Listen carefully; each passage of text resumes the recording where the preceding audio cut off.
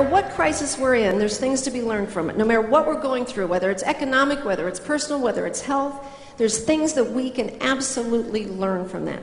And one of the things to learn right now, if there's any soundbite you're going to take away from me, is business as usual is over. This is a different world. Would you admit that? Business as usual isn't going to be enough ever again for a long time. If you're working for a company and you'd like to keep working for them, you better hope that at least once or twice a week there is an email announcing something new. Two jobs that all of us have to have right now are leadership and sales. Leadership is a choice of how you decide to live your life.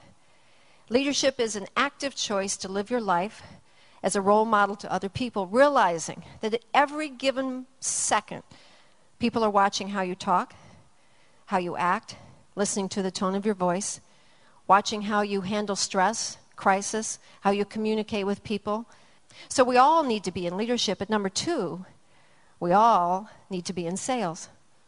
Right now, you and I have to sell ourselves. More than any time, any place in the world, you and I are going to have to sell ourselves. We have to sell ourselves as parents who have a legitimate right to raise children and have them be safe and healthy. We have to sell ourselves to our customers. We have to sell ourselves to our clients, our coworkers, our colleagues. We have to sell who we are at every single moment. So how many of you could use a little comedy right now? How many of you are sitting next to someone that could use a little therapy? Oh, you pointed. How many of you in this room would admit publicly that you have a few personality traits or behaviors that you try to keep hidden from the public? And you save them for the people at home that you love the most, right? We would never treat the people at work the way we do our families. No, we wouldn't even have a job if we were to do that. Employee complaint number one, Connie. You won't believe how hard we work. Work, work, work. My company expects that I work from the moment I walk into the building until the moment I leave. Duh. That's why they call it.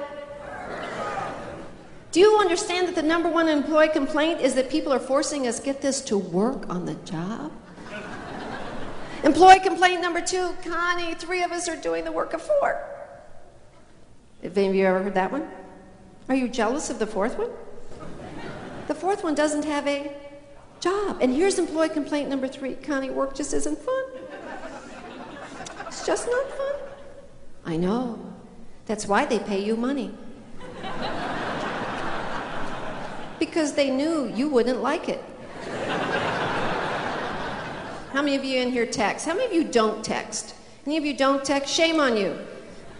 And I say shame on you because do you understand that people 30 and under, about 90% of their communication is texting? Anyone in here that doesn't text has literally said that you will no longer stay in communication with people 30 and under. And we can't afford to do that.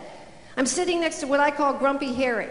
I'm texting my husband, telling him I'm going to be late. And he goes, is that texting stuff? Yeah, stupid.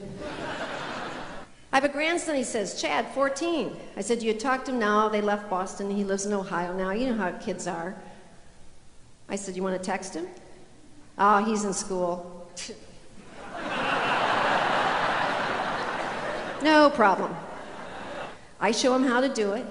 He texts, Chad, here you won the playoff game. He's a soccer player. Here you won the playoff game. Congratulations, Gramps. He says he's not going to, and before he could finish his sentence, ding, ding. He said, who's that? I said, it's probably Chad. You don't have a lot of people in your address book, okay?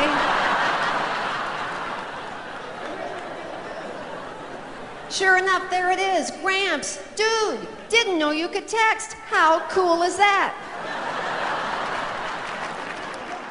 Ladies and gentlemen, if you want to stay successful, do not stay out of touch with the number one form of communication with the younger generation. Some stuff is going to happen to us that isn't fair. In fact, character, the essence of a human being, who you really are, is not determined by how you act when life is good. That's a piece of cake. If money is kind of coming in and you're paying the bills and you have a fairly decent job and you have a roof over your head, It's easy to be a decent human being in those situations. Character, who you really are, is determined when life is not going the way you planned it at all. How do you act when you're hurt? How do you act when you're angry? How do you act when you're jealous? Those behaviors is the true essence of who you are. What if, as leaders, managers, and parents, what if instead of trying to make everybody happy, what if we focused on 3 other things?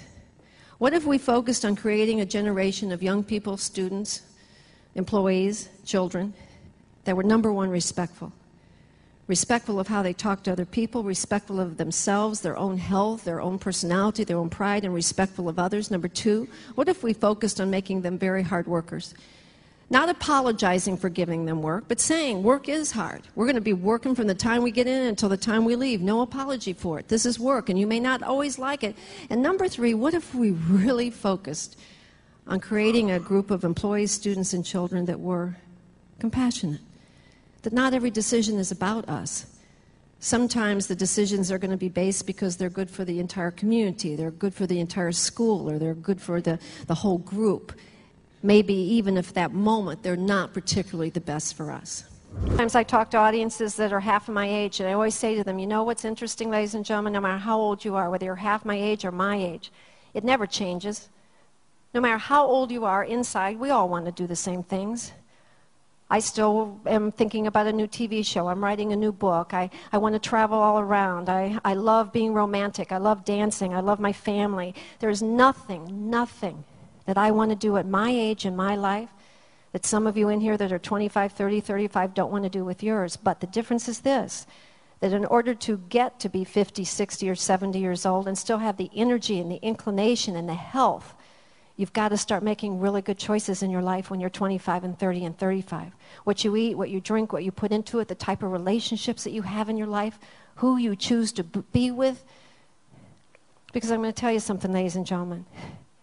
The day that you can answer yes to 2 questions, are you really proud of your professional choices? And at the end of the day, are you really proud of your personal choices? The day you can answer yes to those 2 questions, there will not be a richer person in the world than you.